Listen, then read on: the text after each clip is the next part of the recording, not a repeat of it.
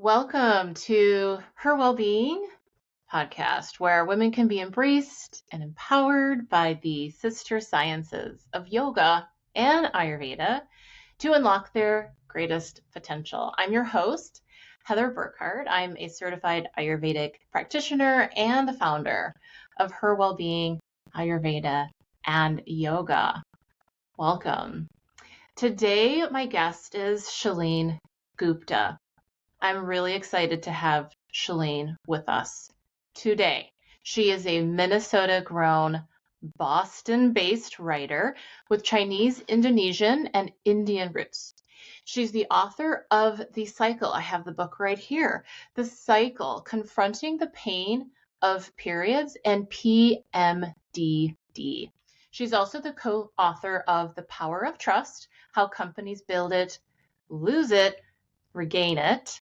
And The Power of Trust was nominated for a Thinkers50 Breakthrough Idea Award.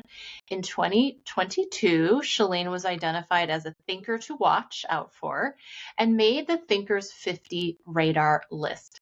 She's also the host of the Trustonomy, did I say that right? Trustonomy podcast, which was nominated by the Ambies for excellence in podcasting. Please join me in offering a warm welcome to Shalene Gupta. Thanks so much for having me, Heather, and for raising awareness on this super important topic. Really appreciate it.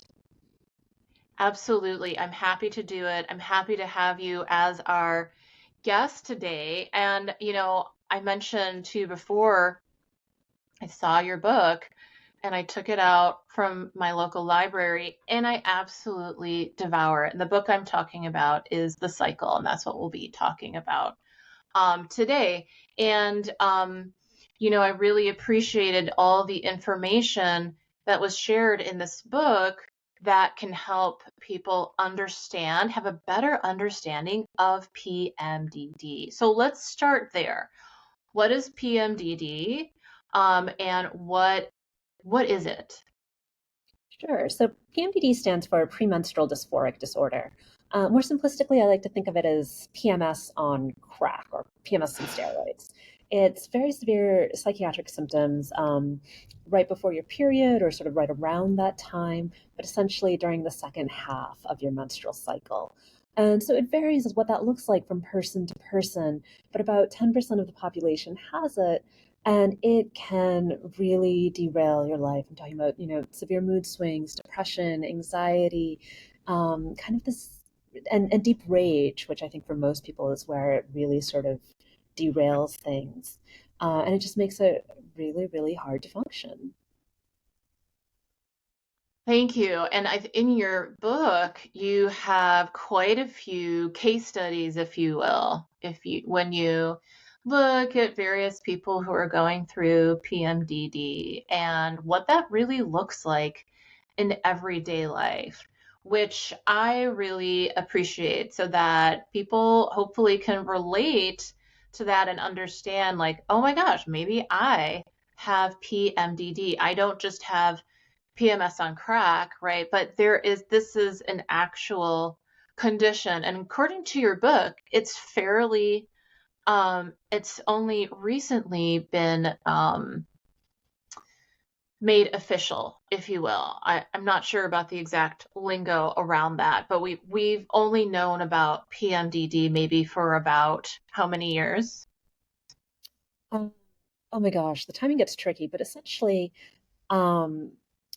researchers have known about PMDD for a while, since like the 1960s, but it was only made an official diagnosis. And the DSM, which is, it's sort of this giant book of official mental health diagnoses that clinicians use, it only entered there in 2013. And I believe the World Health Organization only acknowledged PMDD as real in 2019. So I first found out about PMDD despite suffering from it in 2020, which strikes me as really late. Wow. Yeah. Absolutely. And, I like to think that I specialize in women's wellness, especially around the menstrual cycle. And so a lot of what I read in your book was like pretty new to me. And I think what's so fascinating is that it is commonly misdiagnosed. Am I right about that? What's more common is people don't even realize that it's an issue. Like I knew for Mm, myself, I would have considered myself like a mental health ally. I had friends with mental health issues, but if you had asked me like personally, do I think I have anything? I'd have said absolutely not. Um, and it was only in my early 30s that it really hit me like something is wrong and I need help, and this is worth seeing a doctor about. And it's simply because I had no idea that there's such a thing as having really severe mood swings before your periods. Like I knew I was having mood swings. I knew that they were coming before my periods. I just didn't know that that was out of ordinary or something that could be treated. right, that it's actually a condition. And I think what comes to my mind is, you know, this cultural perception of like the crazy menstruating lady, you know, or woman, and it's like, oh, you know, it's her period. It's my period. I'm just, you know, I started my period. And that not really allowing women to understand that, like, oh gosh, like my symptoms are really severe. This is not just PMS. This is more. And I think it's really empowering for us, honestly, to have this um, diagnosis now, because now we can start talking about all the things that follow the treatment and how to get a diagnosis and things like that, so that people can start having these conversations with their doctors and physicians and caregivers about, you know, getting help for this. This is not just me having an off month. There's something going on about this. And then there's also what complicates this. There's also, and I think this is a relatively new condition as well, PME. Can you talk a little bit about that? Because I think that is on the spectrum. You know, we see like PMS is like a spectrum, like PME seems to be on the spectrum as well. Sure. So PME is premenstrual exacerbation. And what that, it gets really confusing, but essentially premenstrual exacerbation means that you have an underlying condition, and it could be anything. It could be like migraines, asthma, anxiety, or depression, and your menstrual cycle makes this worse. So there are certain times when your condition's doing okay, like you still have it, and then second half of your menstrual cycle again, once you ovulate, your symptoms get a lot worse. And so PME doesn't even have its own diagnostic criteria. We're much further behind in terms of our research and our knowledge about that. In fact, many clinicians that I've spoken to suspect that if somebody has anxiety and depression, and then they also have a PMDD diagnosis separately, that they actually might just have PME, and that in fact, many women who are suffering from mental health issues have co-occurring PME, and it's just not talked about because we don't talk about periods. We're not in the habit of asking people who have illnesses to track their symptoms and think about the timing. Is there a time when they get worse? Is there a cyclicality to it?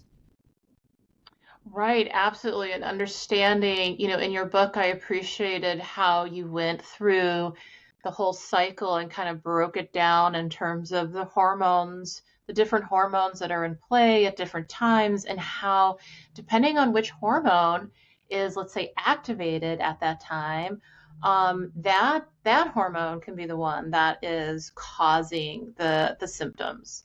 Or maybe it's the decline of the hormone. And so there, it almost sounds like there's a possibility that there are different types, right? Where we have a type that is the symptoms are more pronounced at ovulation, right? And then maybe someone has symptoms more pronounced at a different phase in the cycle. So it's really fascinating, and I think if we can call more attention to this, and I think that's what your book is doing, then we can start to understand different our different relationships to these hormones. What is the, you know, how does it change our experience during our premenstrual time specifically?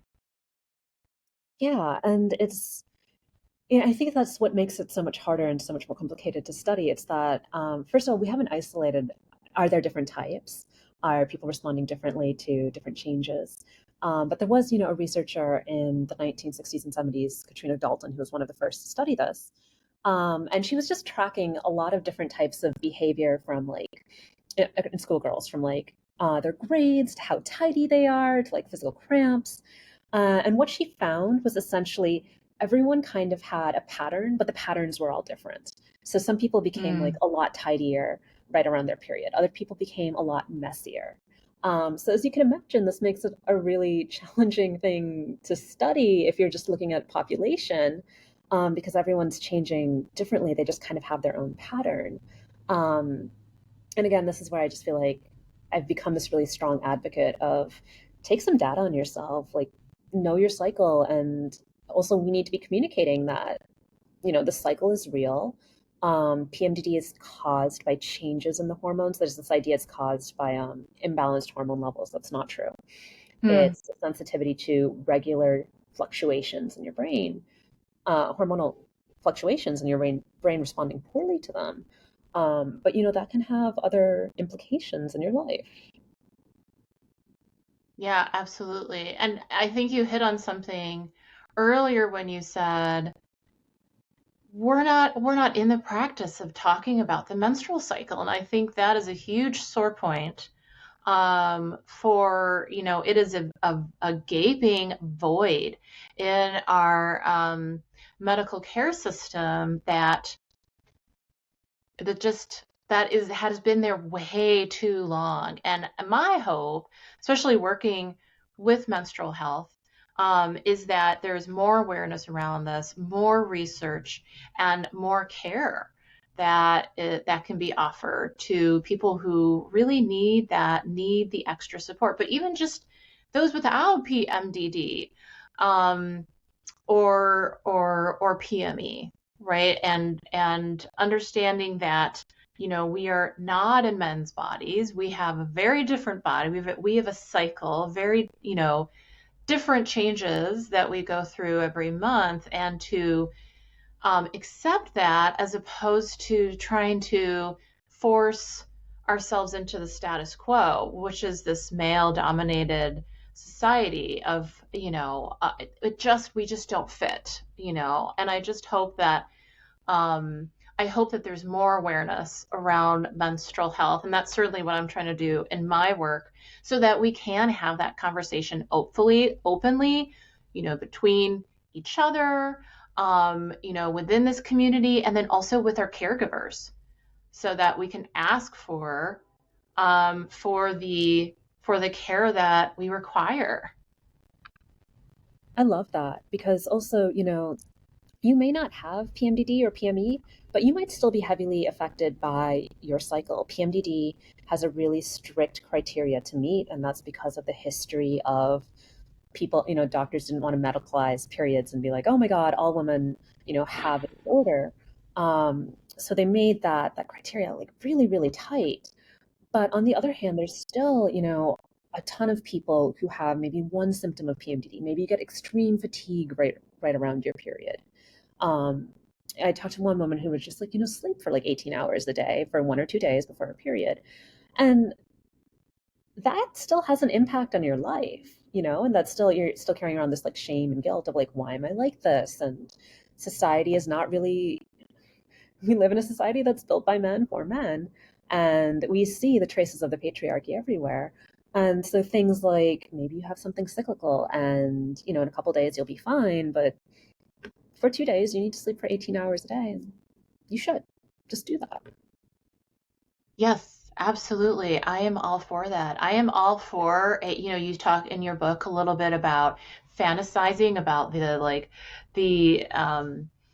type of work schedule that honors the menstrual cycle, that honors the fact that, yes, 1 or 2 days, maybe even more out of the month, I am not getting out of bed, or I'm not leaving my house, or, I would love that as well. I would love for our culture to embrace the importance of the menstrual cycle, and to give people at least the option to opt out, right? And for us not to be seen weak or crazy because of it. You know, we are like, whether you have children or not, or you're planning on having children or not, this is what women's bodies are built to do. Whether we have creative powers, certainly, and some of us choose to start families and some of us choose not to. But that being said, it's like that is something really that I think needs to be acknowledged as really important as a major women's wellness topic, so we can have this conversation about menstrual health and how it is important to support menstruating people and not just, write them out of the script. I think in a way we're writing ourselves out of the script too, because we've been taught to like tamp it down, ignore it, not talk as much about it and just try to tuck it away.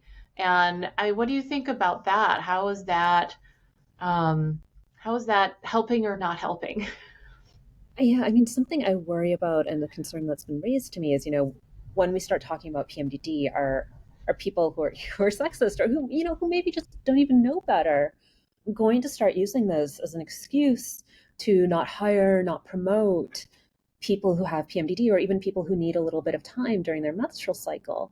And I feel like there's this way that we're confusing, you know, um, flexibility, needing flexibility with sort of being incapable or with being weaker. And I would really, want to push back against that and say, no, it's that somebody is working differently. And, like I see that with my husband. He works extremely hard, but he will push himself to the brink. And what I've noticed is because I rest every month, I can bounce back way quicker than he can, whereas he'll get to a point where he depletes himself because there's no sort of natural break on his system. And then when he's sick or when he's exhausted, it's really, really bad. He's knocked out way faster than I am. So I feel like if we just think about this in terms of people have different patterns for how they work and everyone knows their body differently, and we just need to accept that instead of using this to judge people and essentially, lock them out of positions or, disenfranchise them or discredit them, um, we would be in a much better place. Because I've talked to so many people with PMDD where there's a real concern, like they don't want their name on the record because they're afraid they won't get promoted. It's so unfortunate because I feel like women are already dealing with this in terms of like, taking time away from work to have children, to raise their children, right? And that maybe being frowned upon because that's, that can be a liability for the companies that employ them. And, I think you're absolutely right. And I think you touch on this in the book as well, is maybe we need this more inclusive picture about being more flexible at work in general, and not just for women and their families, but just people in general who might need like a mental health vacation day, like your husband, just someone who needs to take the day off because, maybe they've been traveling for like a week straight and now, and they're not going to jump right back in it, So I think part of it is tied into this American mentality of go, go, go, do more, keep going no matter what, keep driving harder. And I think that's unrealistic and unsustainable. And yes, if we have this more inclusive view, like let's give folks a break. Let's just give them a break. And so whether you're menstruating or you're about to menstruate or your child is sick or you're sick, I mean, I even see how my husband will try to avoid taking sick time, and it's like, yikes, we really need that down time to not just us, but anyone to replenish, to fill their well, to rest, especially in this day and age where like we're expected to just push it so hard. It's just not, I just don't think that that is a good fit for the human body and for the human brain and everything else that goes with that. I think it's, do you think, would agree that that's asking too much? Absolutely. I mean, it was really validating to like I interviewed Ariana Huffington and she was talking about how she would work like these 18-hour days and then one day she just passed out on her desk or I think she like woke up in a pool of blood and she had like passed out working and she had this whole epiphany about the importance of sleep and the importance of rest.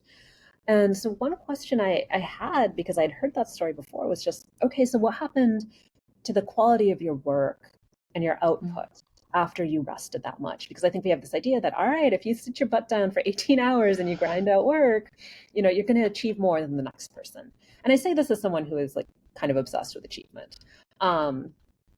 And she blew my mind. She was like, everything that I've accomplished in my career happened after I started sleeping. Mm.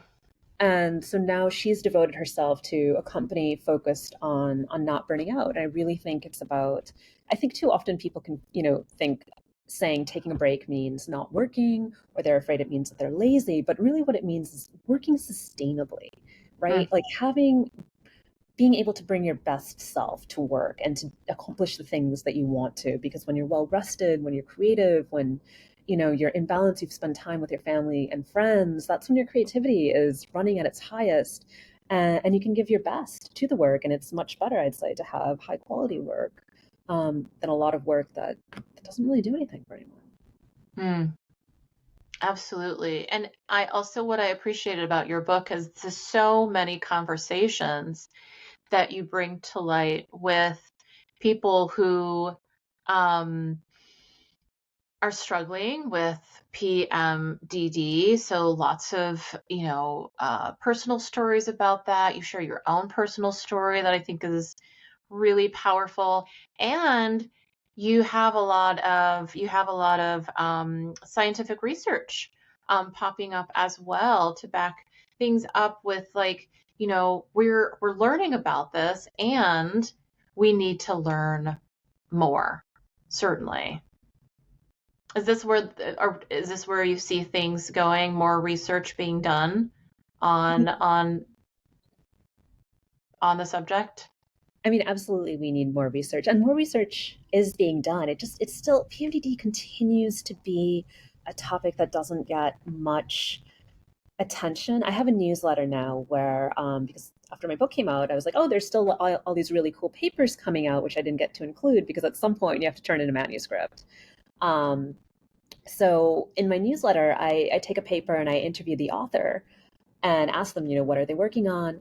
And a lot of times, a lot of them will say, like, oh, that we're behind, like we're 10 or 15 years behind depression or anxiety, or the number of studies we have is not that big. Or I go to conferences and people are talking about postpartum depression, they're talking about menopause. But then when you talk about people who are actually having their periods and struggling with like cyclical PMDD, um, there's just sort of this blank. People don't even know what they're talking about. Like even just thinking about the title of my book was really challenging just because it was so on one hand I needed the phrase PMDD in there to signal to people it's about PMDD, but on the other hand, a lot of people don't know what PMDD is. So how do you come up with a title that kind of signals a disorder that not many people have heard about? Mm-hmm. And I think it's important that you included period in the title, confronting the pain of periods and PMDD, because, so many people are suffering with just really intense periods, right? They might not have PMDD, but, it's certainly shutting them down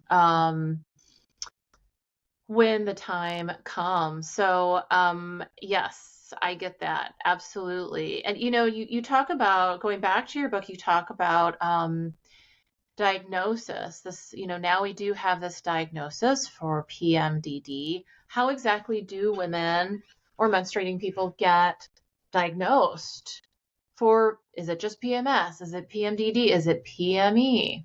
Which is it?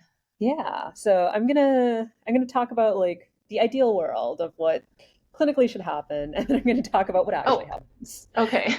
So theoretically, what should happen is that you track your symptoms for 2 months, and there's something called the DRSP, which is sort of the daily record of the severity of symptoms, and you can find that online. And it's like there's about, I think, gosh, I should know this off the top of my head, but it's like 11 different symptoms that correspond with PMDD, from irritability, depression, exhaustion, withdrawing from society or your interests. And you track that across 2 months to see how the severity changes across your period. And then you can take that to a doctor, and that they should be able to confirm that you have PMDD. Unfortunately, premenstrual exacerbation doesn't have that. It's just so understudied. It doesn't even have its own criteria. It's literally shoehorned into PMDD as a little footnote of like, oh yeah, some people also have premenstrual exacerbation. Um, Now, what actually ends up happening, I interviewed a ton of people for this book. None of them mentioned being asked to record their symptoms for 2 months. Most of them were diagnosed by Googling severe outbursts, deep anger before my period, which is how I was diagnosed, and then essentially calling their doctor. And then it kind of depends on, do you get lucky? Do you have a doctor who's heard of it? Or in one case, a woman called her doctor and he was like, I think you have diabetes, which she did not have diabetes. She had PMDD. But I got lucky. My doctor believed me, which I was frankly very relieved, because at that point in time, I knew I'd been having these breakdowns for years. The last thing I wanted to do was then wait 2 months to get a treatment. But there is still so much disbelief around PMDD that while writing this book, I actually ended up going off of my medication and doing the DRSP symptom tracking, just because I was getting so many. I was interviewing a bunch of feminists who did not believe PMDD was real, and it started messing with me. So it's just like, you know what? I'm going to do the official tracking. So if anyone asks, I have it. The data's all there. Wow, that's fascinating that you're able to do that process for yourself. And I think what's so interesting about PMDD, and I understand people can get misdiagnosed for like anxiety or depression, but I think it's the irritability and the rage in particular. I find that to be remarkable in Mm-hmm. terms of, it's like there's no diagnosis for rage, but clearly menstruating people, women, are experiencing this in their premenstrual phase. Like it is a real thing. And it's funny because, I thought to myself, like, I wonder if I have PMDD because I could track all like the biggest fights I had with my husband to those days leading up to my period. Not that we never argued any other time, but I just, I can look at some of our bigger arguments and say, yeah, that's definitely right before my period started. So to be able to like see that in a condition as in PMDD, I think that's so powerful because really before that, there was no place for that. Like, what about this rage? Oh, you're just an angry woman. It's like, no, it comes every month before my period. Like, what is up with that? So I think I just love that the conversation in this book is facilitating this larger conversation about like, yeah, it's not just us being emotional people. And yes, women can be more emotional, but like, what is it at that time of the month that's triggering these really intense moods? And like you explained in your book, how intense they really can be. I mean, they can be life changing for some people. So again, I just think it's so important to make that distinction that um, it is women are, a lot of these symptoms kind of live in the mental health department. And I think I understand why some people might think like, no, you want to stay away from that because then we're just going to become like crazy menstruating people. But I do think that it's important that we're on the right side. We're in the right place in medical science so that, again, we can get the help, the support that we need. Now, that's kind of like the allopathic um, approach. And you spoke a little bit in your book about you interviewed some people who tried the holistic approach, like maybe working with changing their diet or taking certain supplements. Um, did they find some relief with holistic remedies? You'll have to refresh my memory.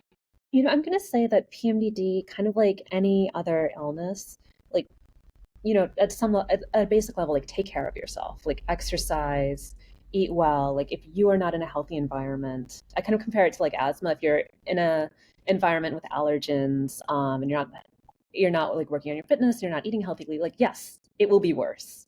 Um, that said, I also feel like there's, a lot in the community going on about like, oh, like maybe I can treat this completely naturally. And I think I talked to somebody who was using crystals.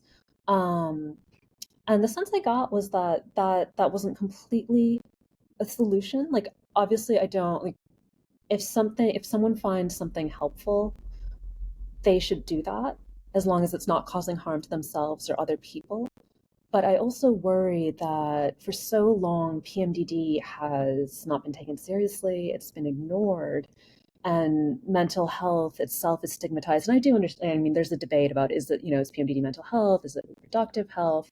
And at some level, I feel like I'm not the person to say what the name is because I don't care. I just want it treated, right? Like, I think everybody deserves treatment regardless of what you call it.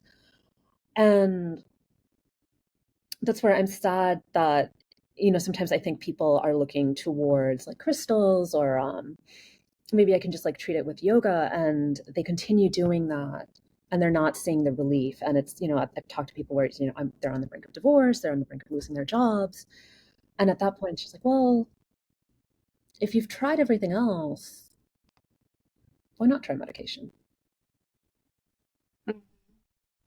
Well, that's great to know that there is a medical treatment, there is Mhm. medication that is available for people who are having those severe symptoms and they want to take something. And I think that's great to have that option because I think working with a holistic, now I'm a holistic practitioner. Mhm. I specialize in Ayurvedic medicine.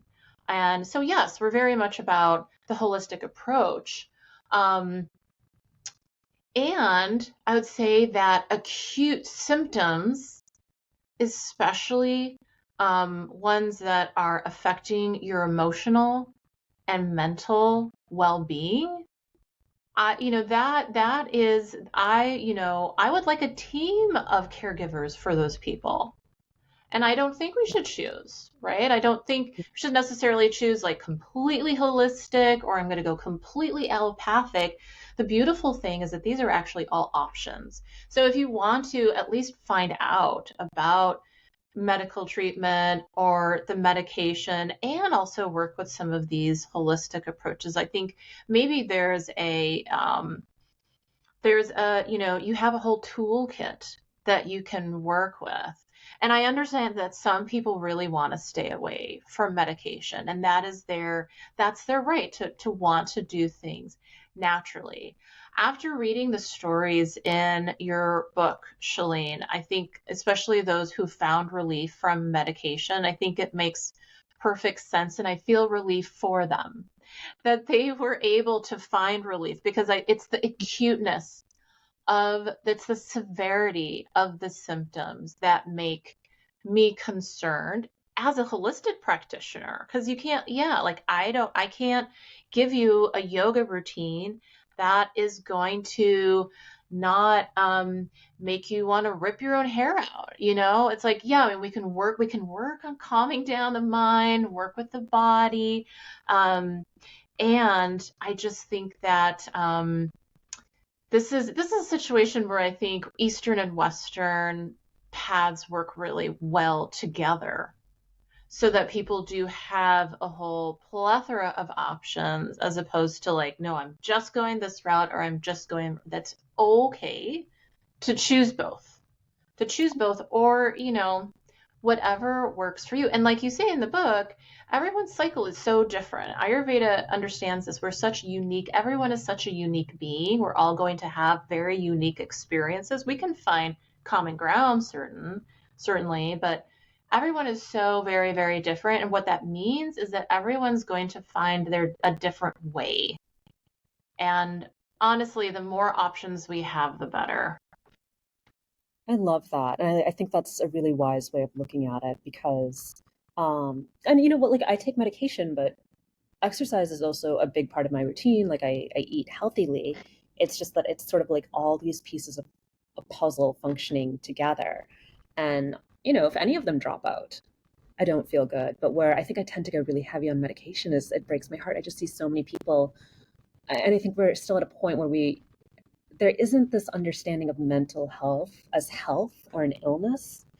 It Mm. comes across as more of like an issue of self-control or something that doesn't need to be treated. And I think that's why I just double down on medicine because I was like that, you know, for a long time. I was just like, okay, well, every month I know that this rage is coming and I'm gonna get on top of it. And I really never did. And for so long I internalized that. And medication was like it was life changing. And I wish I'd tried it sooner. I think that's great for people to hear, that it's okay to try it and see if it helps.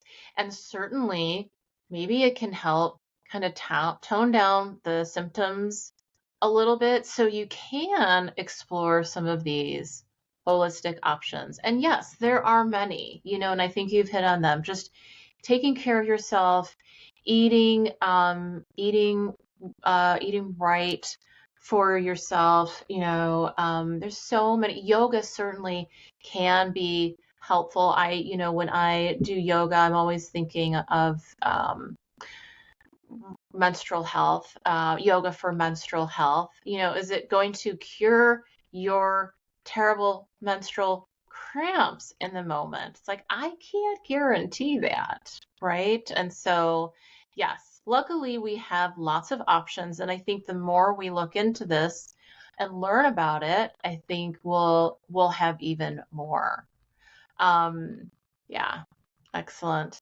Well, what do you think is, to kind of wrap this up a little bit, Shalene, what do you think, what is your biggest piece of advice for women, menstruating people who think they may have PMDD?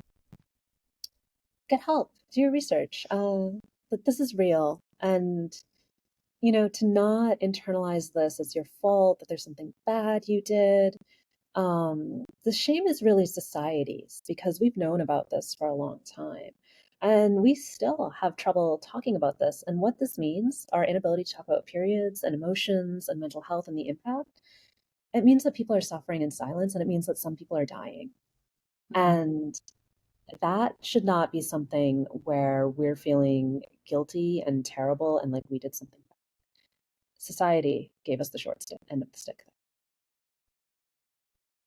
I think that's really important to point out, that we can choose in a more empowered place, to find agency, by connecting with each other, finding the right community, plugging in, finding those people who will, like you went through your journey, finding the right doctors who will support you. Thank you so much, Shalene. This I think is such a gift for us, your book, that I hope will be an ongoing conversation. So if you want to learn more about, for those of you who are listening, more about PMDD, her book is The Cycle, Confronting the Pain of Periods and PMDD.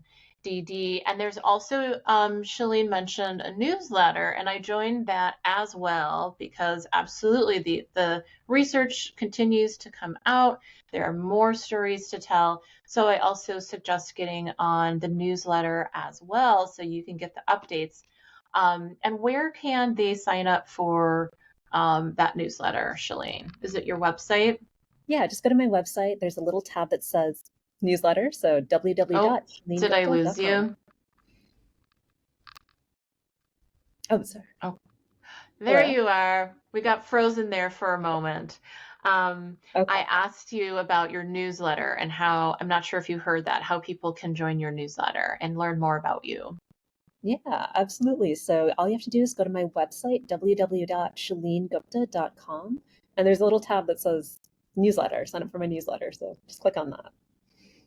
Wonderful. And I want to thank you, Shalene, so much for the work that you did in this book and the work that you continue to do for helping us raise awareness around menstrual health and PMDD. And thank you so much for joining us here today on the Her Wellbeing podcast. Thanks so much, Heather. Really, really appreciate you having this conversation. Thank you. And we hope to keep in touch. Do take care. You too. Thank you.